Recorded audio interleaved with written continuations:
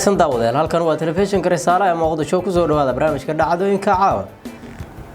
waa 2 bisha December sanada 2020 qodobadana waxa waaweyn dawladda Soomaaliya oo sheegtay in Nairobi ay noqotay meel looga soo duulo Soomaaliya barnaamijka ayaan idinku soo gudbin doona hadii uu rabbiino qodobadana kalena waxa ka mid noqon doona waa barnaamijkan aad kaga bogan doontaan magaalada Muqdisho waxa uu shir ugu furmay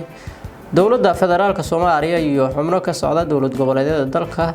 barnaamijkan aad kaga bogan doontaan shirkaasi waxyaabaha looga hadlayo sidoo kale waxaan idin haynaa dibadbaxyo ayaa wali ka socda magaalooyin ka tirsan maamulka Puntland halka ganacsiga Qardho iyo sidoo kale meelo kale maanta ay hayaan kuwa xiran sababta iyo wararkii ugu dambeeyay waan idin la wadaagi doonaa saaxiibayaal barnaamijkan intuu soconayo sidoo kale waxaan idinku soo gudbin doonaa hadii uu rabbiino wararkii ugu dambeeyay la xiriira xaaladda guud ee Hirshabeelle iyo sidoo kale dadaalada uu gudoomiyaha baarlamaanka maamulkaasi uu ka wado beledweyne la xiriirta tagista gudoomiyaha waa tagista madaxweynaha maamulka Hirshabeelle kaamirada hagaagsan waa Shukri Cadow aniga Ways Bashiir Cabdiraxmaan halkaan ay idin kala socodsiin doonaa u diyaar garow barnaamijka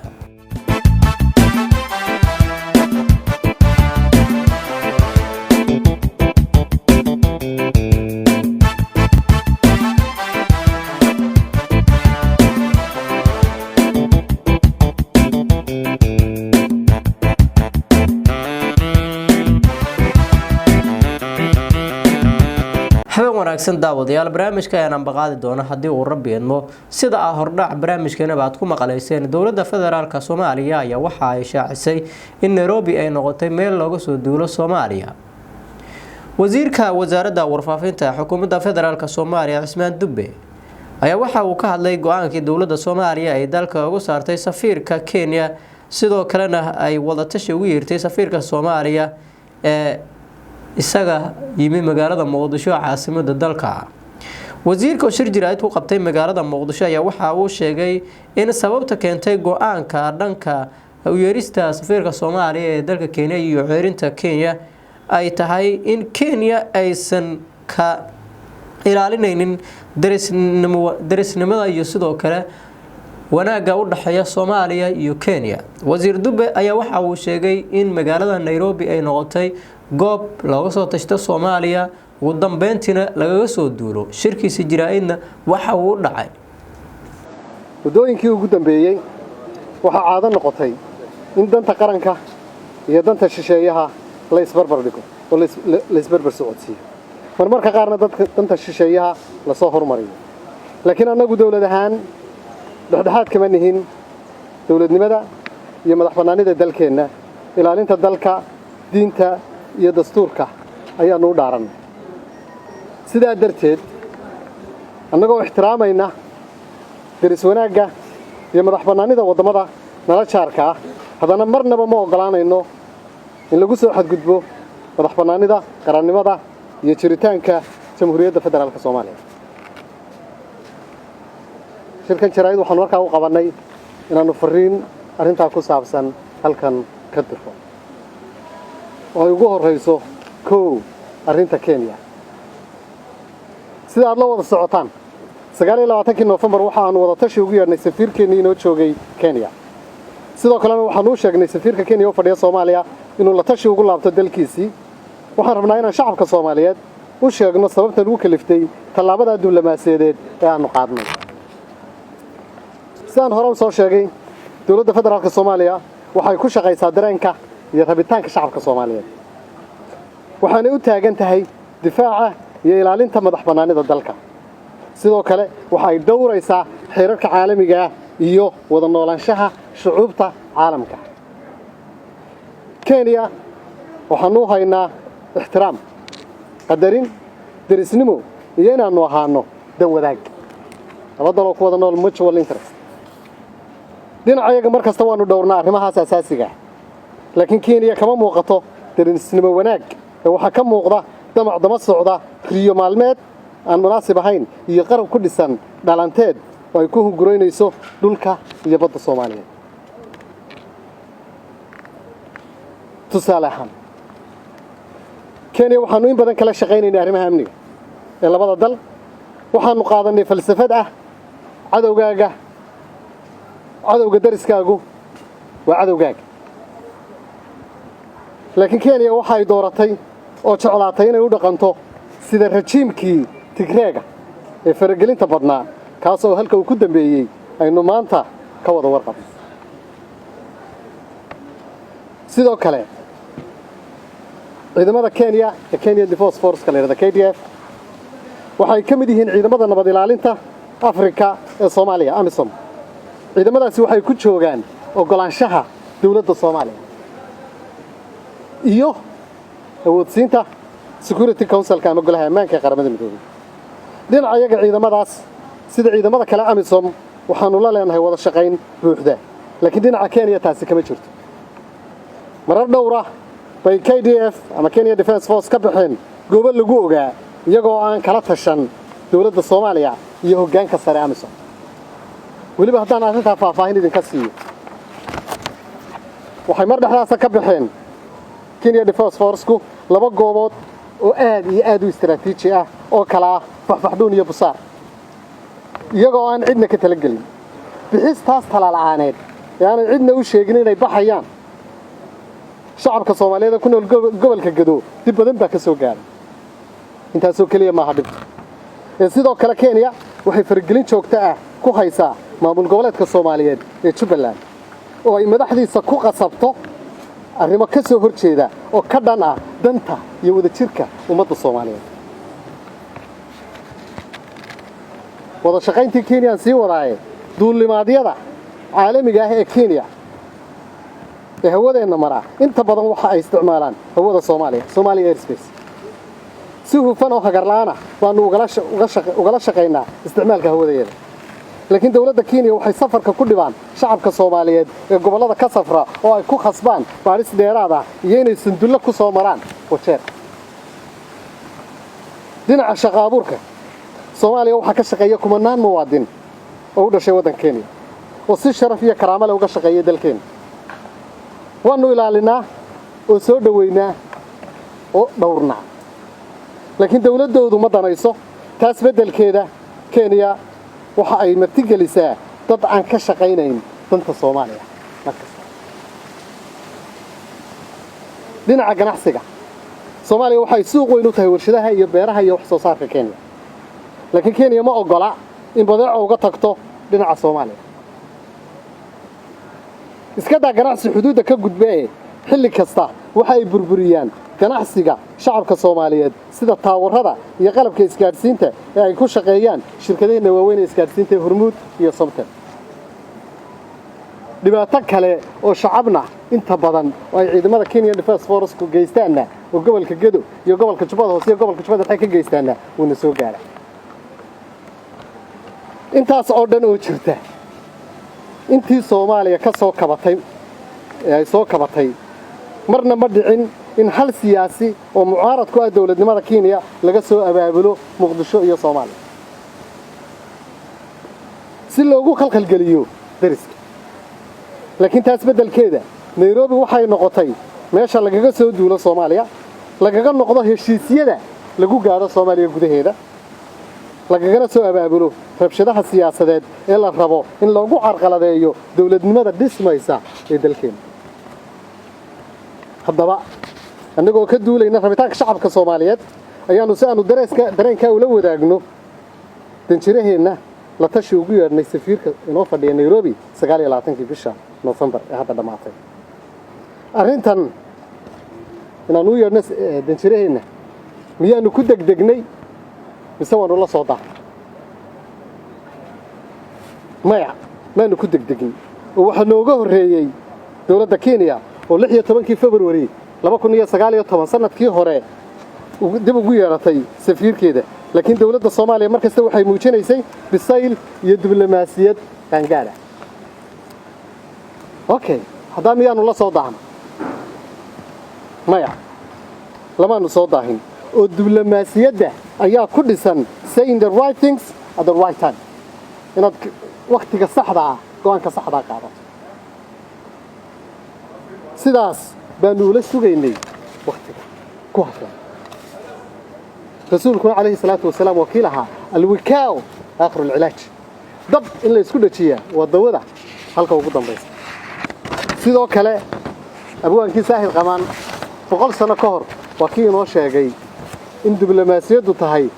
rag waxaan ku maamuli aqaan ama ku maamuusi mase inaanu nahay oo tallimo meerta noo tahay ninkii aniga iga maarmi kara uma muraad yeesho saddex magacalle xaajada layma marasiiyo qofka waa loo dulqaataa dawladda waa loo dulqaataa diblomaasiyadda waa loo dulqaataa laakiin markay timaado waqtigeeda waa laga jawaabaa saasaan ugu yeernay safiirka inoo fadhiya Kenya gabagabadii shacabka Soomaaliyeed waxaan u sheegaynaa inay ogaadaan in Soomaaliya aanay maanta ahayn Soomaaliyadii burbursanay ee ay tahay dawlad madax bannaan oo cod ku leh fagaarayaasha caalamka sidoo kalena waxaan shacabka Soomaaliyeed u sheegaynaa inay dawladoodu u taagan tahay midnimo wadaniyad madax bannaani qaran dawlad wanaag iyo ilaalinta sharafta dalka ma aqbalayno inaanu dib u laabanno ma aqbalayno inaanu hal dhibic ka tanaasulno awoodda iyo madax bannaanida qarameed ee Soomaaliya sida uu nafarayo qodobka koowaad ee dastuurka Jamhuuriyadda Federaalka Soomaaliya faqradiisa saddexaad iyo sidoo kale qodobka labaad faqradiisa koowaad iyo faqradiisa toddobaad ee xadhiga qaramada midoobay oo adkeynaya madax bannaanida iyo in sharci darro ay tahay in la farageliyo dal xor ugu dambeyn siyaasiyiinta mucaaradka ku ah dawladda Soomaaliya siyaasiyiinta mucaaradka ku ah dawladda Soomaaliya waxaan ugu baaqaynaa inay ka waantoobaan inay danta dalkooda ka hormariyaan danta dal kale xilku waa maalmo xilku waa meerto xilku waa maalmo kooban laakiin qarannimadu waa wax weyn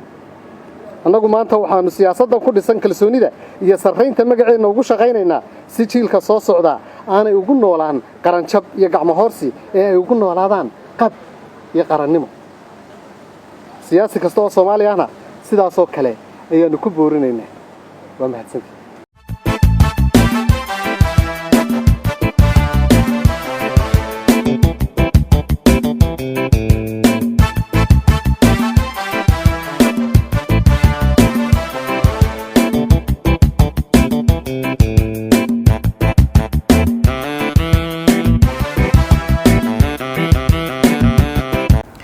waxaad daawateen wasiirka wasaaradda warfaafinta xukuumadda federaalka Soomaaliya Cismaan Dibbe ee ka hadlaya arrimaha la xiriira khilaafka haatan u dhaxeeya dawladda federaalka Soomaaliya iyo Kenya ee ku aadan in dalka laga saaray safiirka Kenya ee Soomaaliya iyo safiirka Soomaaliya loo yeeray waa hagaag Puntland haddii aan eegnana magaalooyin ka tirsan maamulka Puntland waxaa ka soconaya wali dibadbax iyadoo sidoo kale magaalooyinka qaar ay ahaayeen maanta inta ku xiran ganacsigooda haddii aanu ku hormarnana magaalada Qardho maanta ganacsiga magaaladaasi waxa uu ahaa mid xiran maadaama guud ahaanba la diiday adeegsiga shilinka Soomaaliga oo si aad ah looga isticmaalayay magaaladaasi iyo dhammaanba deegaanada kale maamulka Puntland ganacsatada suuqyada magaaladaasi waxa ay xireen goobahoodii ganacsi iyagoo sababta ugu weyn ku sheegay in aysan jirin cid qaadanaysa lacagta Soomaaliga taasina keentay in ay furi waayaan sidoo kale magaalada Garowe ee xarunta maamulka Puntland ayaa guud ahaanba la diiday shilinka Soomaaliga iyaga oo xitaa cadayga lagu iibsanayay sintiyaal mas lacagta qalaad ee la tuuro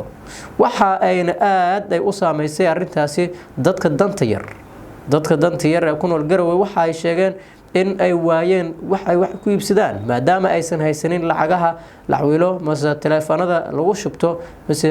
telefoonada caadiga lagu isticmaalo ay sheegeen in aad uga adkaatay noloshooda magaalada Garowe ayaa waxa gabi ahaanba iyadana si aad u saameeyay sicir bararkaasi la xiriira halka dollar ayaana la sheegay in bari ugu dambeeyay uu mid cirka isku sii shareeray iyadoo uu marayay lacag kor u dhaafaysa 50,000 oo shilinka Soomaaliga ah Garowe oo xarunta maamulka Puntland ayaan haatan lagu isticmaalaynin shilinka Soomaaliga iyadoo halkaasi ay ka soo bilowday sicir bararka Boosaaso haddii aan tagnana dhammaan waxa xirnaa suuqyada xoolaha nool lagu kala iibsado iyo sidoo kale goobaha kale ee muhiimka iyadoo sababtu ay ahayd in la waayay lacagta shilinka Soomaaliga ah arintan Boosaaso ka taagan waxay timid kadib markii laba maalin ka hor madaxweynaha maamulka Puntland Saciid Cabdullaahi Deni uu faray in canshuurta dekada Boosaaso aan lagu qaadin lacagta shilinka Soomaaliga bedelkeena la qaado dollar taasi guud ahaan ku faaftay magaalada Boosaaso ee xarunta ganacsiga maamulka Puntland ayna sababtay in ganacsatada qaybahooda kala gedisan kuwa xoolaha nool iyo kuwa suuqyada dhammaantoodaba ay joojiyaan lacagta shilinka Soomaaliga ayna raadiyaan lacagta doolarka taasi oo si weyn u saameysay nolosha boqolaal qofood oo isugu jiray danyar iyo ganacsato yaryar ee ku nool magaalada Boosaaso. magaalada waxaa ka dhacay dibadbaxyo lagaga soo horjeedo go'aanka Saciid Cabdilaahi Deni uu ku joojiyay shilinka Soomaaliga iyadoo on arintaasi ay si weyn u dhaleeceeyeen qaar ka mid ah hogaamiyaasha bulshada iyo sidoo kale bulshada ku nool magaalada Boosaaso ee xarunta ganacsiga maamulka Puntland. xaaladdu wali waa iska cakiran tahay mana jirto cid isticmaalaysa lacagta shilinka Soomaaliga iyadoo oo dhammaan dadku ay adeegsanayaan lacagaha la xawilo taleefankana lagu shubto. magaalada Gaalkacyo dhanka waqooyi ee Puntland ay maamusho maanta waxaa ka dhacay iyaduna dibadbax lagaga soo horjeedo sicir bararka iyo diidmada shilinka Soomaaliga. maanta ay ku saddex ay tahay magaaladaasi waxaa ka socday dibadbaxyada ay dhagayaan bulshada. waxay madaxweynaha maamulka Puntland iyo guud ahaan dawladdu ay ka dalbadeen in arrintan si degdeg ah wax looga qabto lana soo celiyo isticmaalka shilinka Soomaaliga maadaama ay jiraan dadka intooda badan ay ku tiirsan yihiin lacagtaasi dad aanan awoodin inay isticmaalaan lacagaha qalaad. waxa ay sheegeen dadka dibadbaxaya dhigayay inay aad ugu xun yihiin go'aanka lagu diiday shilinka Soomaaliga ayna sanadihii ugu dambeeyay gabaabsi ay ku jirtay lacagta Soomaaliga haatan ugu darsoontay in iyadii oo dhanba la diido taasina aysan suuragal ahayn in lagu wada noolaado. si kastaba dhanka hogaanka sare ee maamulka Puntland ilaa haatan ma jirto wax war oo ay ka soo saareen arrinka la xiriira dibadbaxyada iyo joojinta lacagta shilinka Soomaaliga.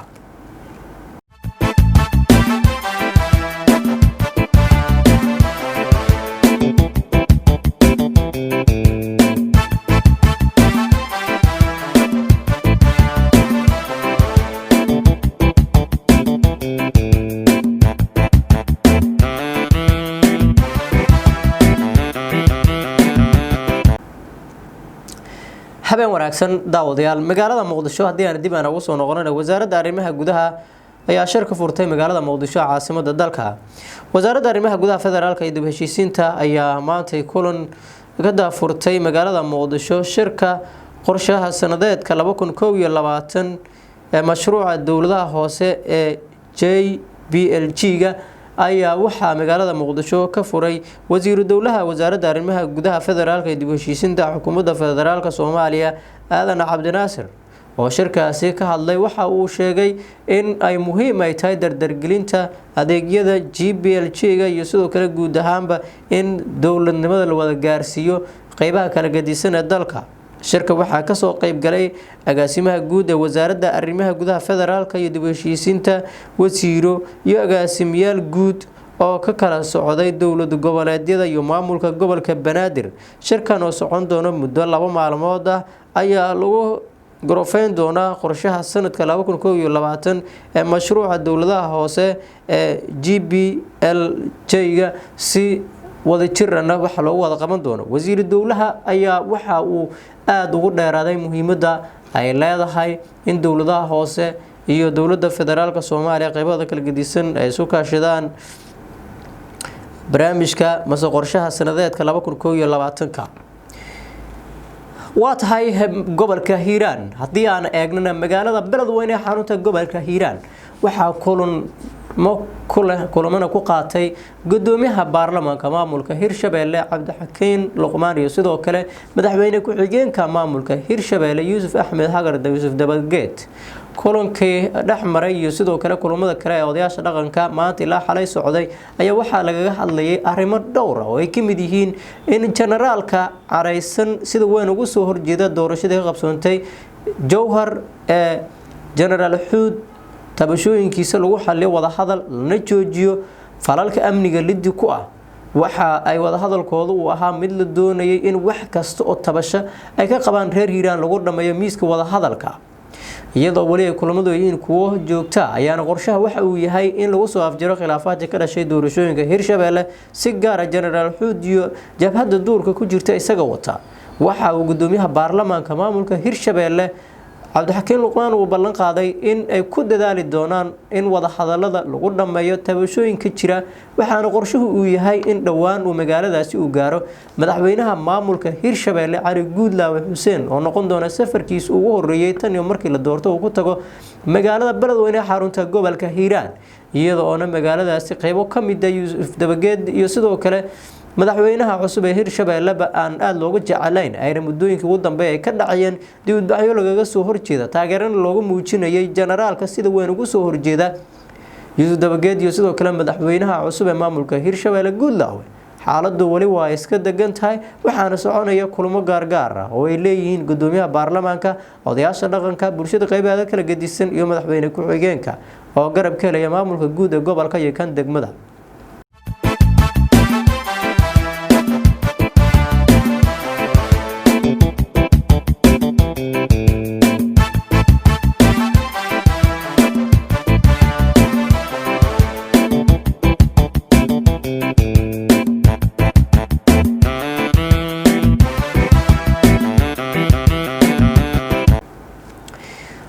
وهجاج وقدام بنتنا هديانا إجنا مجالات جروي وحاشل كوجشي ديارة دايلة هاي دولة جيبوتي وحنا للشيء ديارة داسي إنه يسن كده لأنه وح خسارة فافين يقول لك ما بحنين برسي وحال الشيء نشيل كاسي إلا هاتنا اللوجين سببته كانتي أين ديارة داسي كده لأنه وح خسارة إلا هاتنا يسوعنا يعني باريتانو لدون ين لوجو قادو برامج كده عدوين كعاون تسيو كده هاي نبت قليل